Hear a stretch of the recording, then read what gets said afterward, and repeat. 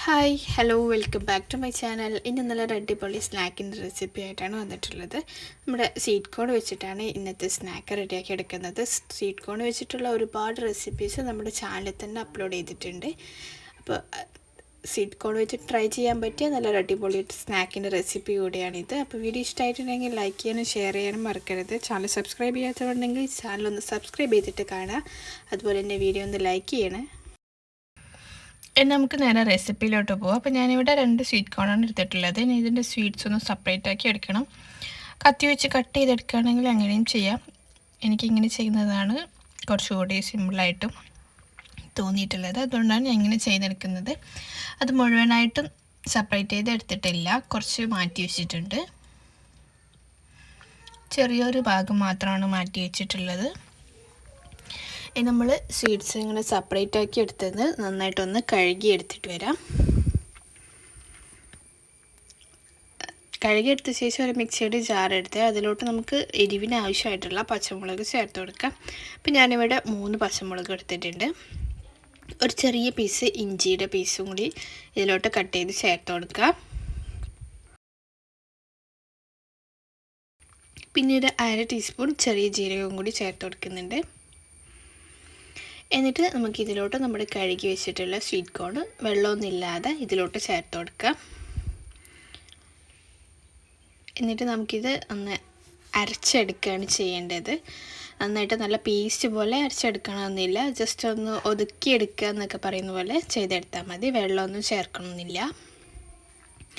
അപ്പോൾ ഞാനിത് ഒന്ന് ഒതുക്കിയെടുത്തിട്ടുണ്ട്. ഇനി നമുക്കിതിനൊരു ബൗളിലോട്ട് മാറ്റി കൊടുക്കാം.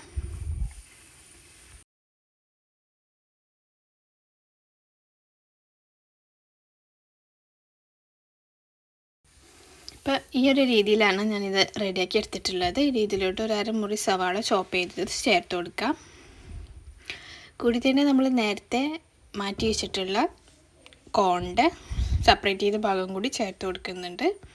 പിന്നെ കുറച്ച് കറിവേപ്പിലയും അതുപോലെ തന്നെ കുറച്ച് മല്ലിയിലയും കൂടി ചേർത്ത് കൊടുക്കുക. എന്നിട്ട് പൊടികളായിട്ട് ആവശ്യത്തിനുള്ള ഉപ്പ്, ഒരു 1/2 ടീസ്പൂൺ മുളക് പൊടി, ഒരു 1/4 ടീസ്പൂൺ മഞ്ഞൾപ്പൊടി, 1/4 ടീസ്പൂൺ ഗരം മസാല, പിന്നെ 1/4 കപ്പ് മുതൽ 1/2 കപ്പ് വരെ കോൺഫ്ലവർ ചേർത്ത് കൊടുക്കാം. അതിന് പകരം അരിപ്പൊടി ചേർത്ത് കൊടുക്കാം. രണ്ടും കൂടി മിക്സ് ചെയ്തിട്ടാണെങ്കിൽ അങ്ങനെ ചേർത്ത് കൊടുക്കാം. ഏതെങ്കിലും ഒരു ഫ്ലോർ ഉപയോഗിച്ചിട്ട് നമുക്കിത് നന്നായിട്ടൊന്ന് കുഴച്ച് ഈ മാവിനെ ഒന്ന് ടൈറ്റാക്കി എടുക്കണം. നമ്മൾ പരിപ്പ് വടയൊക്കെ റെഡിയാക്കി എടുക്കുന്ന ആ ഒരു രീതിയിലാണ് നമുക്ക് ഈ മാവ് റെഡിയാക്കി എടുക്കേണ്ടത്.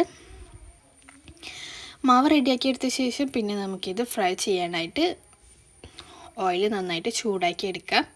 എന്നിട്ട് അതിലോട്ട് നമ്മുടെ ഒരു റെഡിയാക്കി വെച്ചിട്ടുള്ള മാവ് ഇങ്ങനെ ഓരോ ഷേപ്പാക്കിയിട്ട് ഇതിലോട്ട് ഇട്ട് കൊടുക്കാം.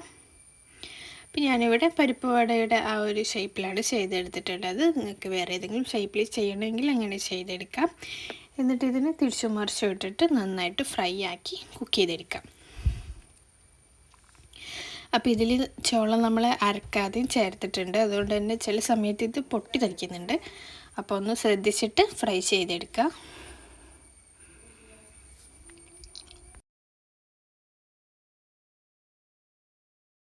അപ്പോൾ സ്വീറ്റ് കോൺ വെച്ച് ചെയ്യാൻ പറ്റിയ നല്ലൊരു അടിപൊളി സ്നാക്കിൻ്റെ റെസിപ്പിയാണിത്. വീഡിയോ ഇഷ്ടമായിട്ടുണ്ടെങ്കിൽ ലൈക്ക് ചെയ്യുക, ഷെയർ ചെയ്യുക. ചാനൽ സബ്സ്ക്രൈബ് ചെയ്യാത്തവരുണ്ടെങ്കിൽ പ്ലീസ് ഒന്ന് സബ്സ്ക്രൈബ് ചെയ്യുക. ഈ ഒരു റെസിപ്പി ഇതുവരെ ട്രൈ ചെയ്യാത്തവരുണ്ടെങ്കിൽ ഒന്ന് ട്രൈ ചെയ്ത് നോക്കുക. സ്വീറ്റ് കോണിൻ്റെ ഒരുപാട് റെസിപ്പീസ് നമ്മുടെ ചാനലിൽ മുന്നേ അപ്ലോഡ് ചെയ്തിട്ടുണ്ട്. അത് കാണാത്തവരുണ്ടെങ്കിൽ ഒന്ന് കണ്ടു നോക്കുക. എന്നിട്ട് നിങ്ങളുടെ അഭിപ്രായം അറിയിക്കുക. അപ്പോൾ അടുത്ത വീഡിയോ ആയിട്ട് വരുമ്പോഴേക്കും ബൈ.